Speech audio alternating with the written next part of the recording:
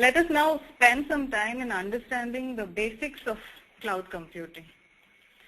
Here we look into what cloud computing is, its key characteristics, what are the cloud service models, and the standard cloud delivery models which are available.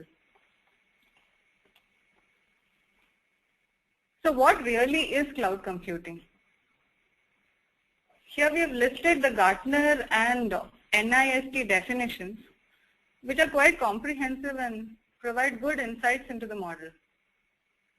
Essentially, it's a way in which consumers can obtain IT resources as a service in an on-demand fashion. Here, the shared pool of computing resources can be accessed real-time anywhere and at any point in time in a very flexible manner. The significant characteristics of cloud computing are all a part of the NIST definition. Now let us look at these characteristics one by one. First is the on-demand service. The cloud services can be availed as and when needed, thereby eliminating the need and the time taken to acquire the services and reduce the time to market new solutions. Because many a times, this is what sets you apart from your competition, the time that you have taken to come up with new innovative solutions.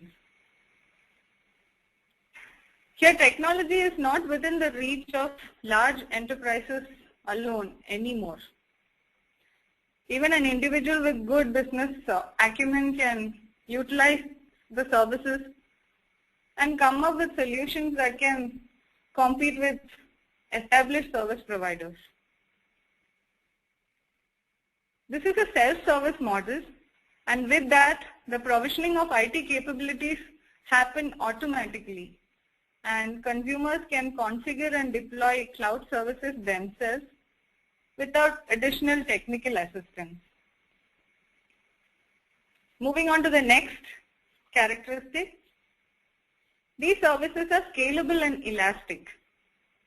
The resources can be scaled up and down by any extent to meet the business requirements as the transactions or the users increase and decrease. This often offers an illusion of infinite compute resources being available as and when the need arises. For example, retail and hospitality industries see peak loads during the festive season, but face a slump usually during the school and college examination times. Also, with elastic scaling, there is no need to reserve the resources to cater to the peak expected load. And in this way, the underutilization of resources can be eliminated. Here, the computing resources are shared through resource pooling to address the needs of several consumers simultaneously. This is done using a multi-tenant model. Here, the consumers work in logical isolation, though underneath they share the same physical resources, and this can be allocated and deallocated dynamically and automatically. The services are metered by use. Here the usage can be tracked based on resource consumption, that is per transaction, per user, per organization, etc. Or it can be tracked based on resource utilization. That is how much of CPU is getting used or what percentage of memory was allocated and so on. And this provides the flexibility of multiple payment models. So the payment has thus moved from a contractual model to a utility billing model. The users can pay for the resources or services on a short-term basis. So the upfront investment overhead is done away with. Extensive network access so that services are accessible easily on a real-time basis. And this is a critical success factor for cloud computing, as with a good network connectivity, a significant challenge in providing cloud services seamlessly will be taken care of. Moving on to the next slide, let us look at the standard cloud service model. Cloud service offerings are available in 3 standard service models: infrastructure as a service, platform as a service, and software as a service. Infrastructure as a service is a cloud service model which provides the basic building blocks using which you can build on the infrastructure required to run the customer application. Studies have shown that companies use a significant portion of their IT budget in the upkeep of existing infrastructure. Instead of maintaining expensive data centers and managing underutilized servers, now consumers can opt for the computing resources virtually and pay only per consumption. Some of the examples here would be Amazon Web Service or the IBM Business Development and Test Cloud. Moving on to platform as a service, this is a cloud service model where computing platform, that is the software and the product development tools, are delivered along with their underlying hardware infrastructure as services. Here the consumers can then create the applications on top of this. Standardized APIs are mostly provided so that the users can easily develop the applications. A few examples here will be Google App Engine or the force.com from salesforce.com. The third type of cloud service model is SaaS, where the application along with its software and hardware infrastructure is provided as a service. The application is generally provided in such a way as to support multiple tenants and is typically accessed via a web-based front end. Hence, there is no need to support or no need to install and run the application on the customer's machines. Some examples here would be Google Docs, Lotus Live from IBM, Gmail, etc. Moving on to the next slide. This slide gives a snapshot of what resources are available as services under infrastructure as a service model. Under this model, the consumer can make use of servers, storage, network, and other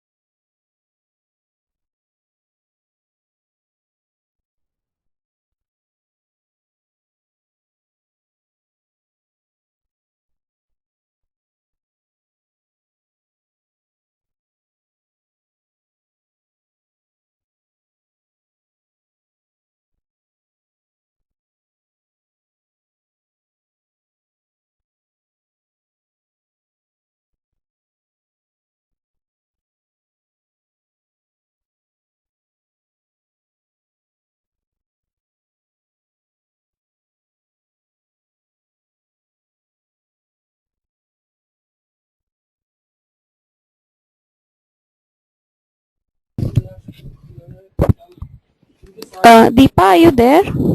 There's no sound from your end.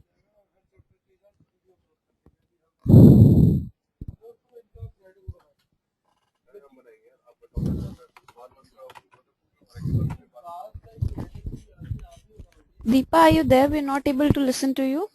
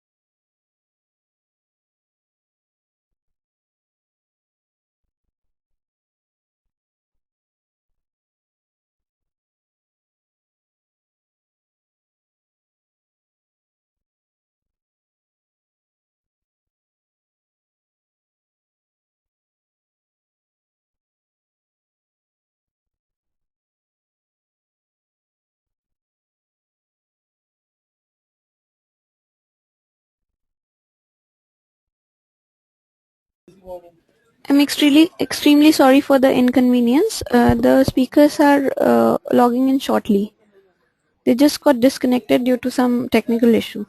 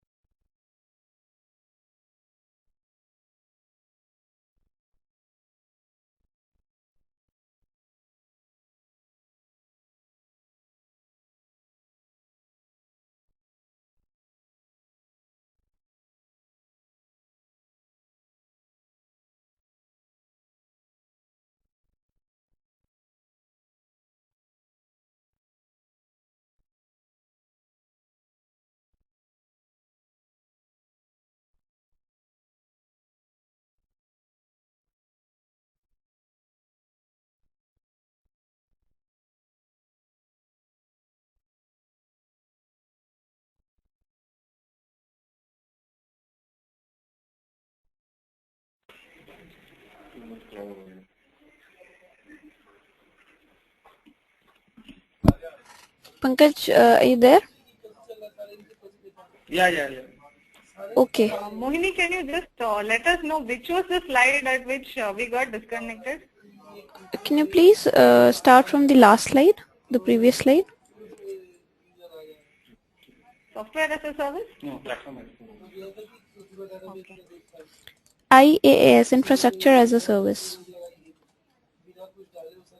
Yeah.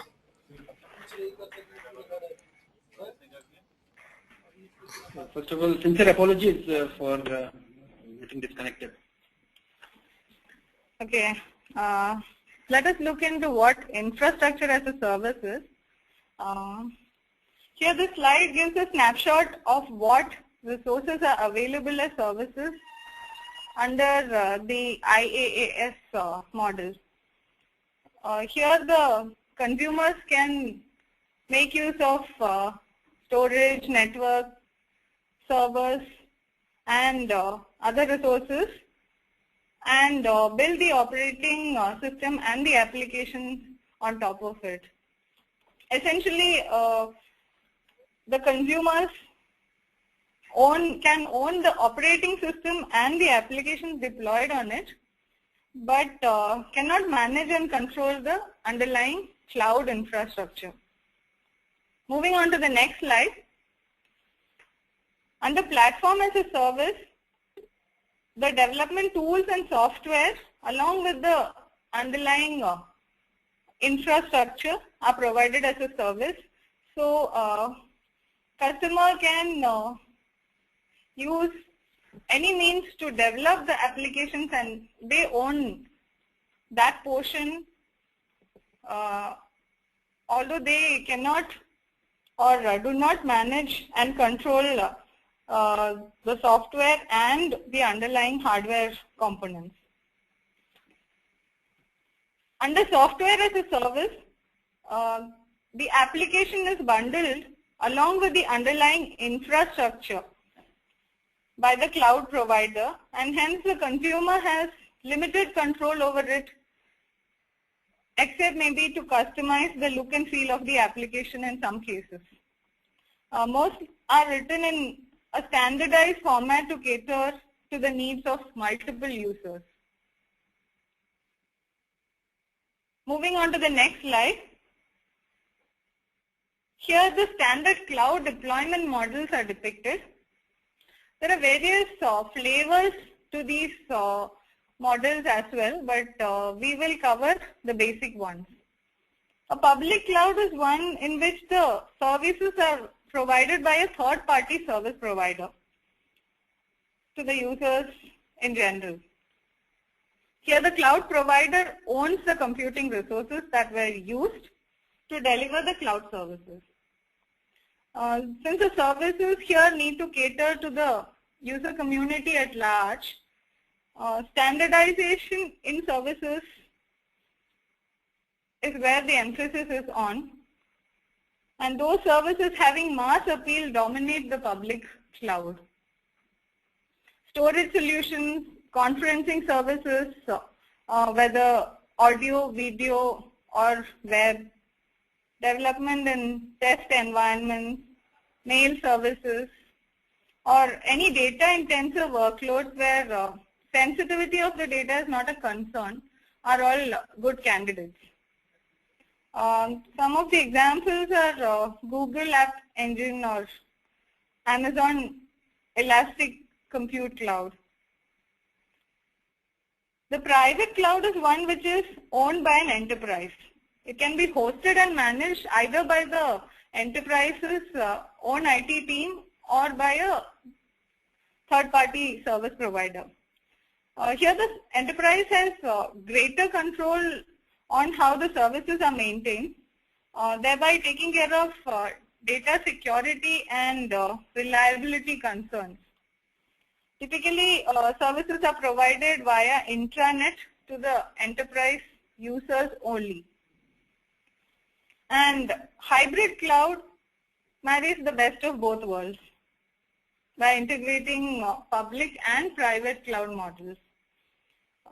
This model is widely used as it allows enterprises to keep sensitive data and customize applications within their private cloud while utilizing the server and storage services from the public cloud.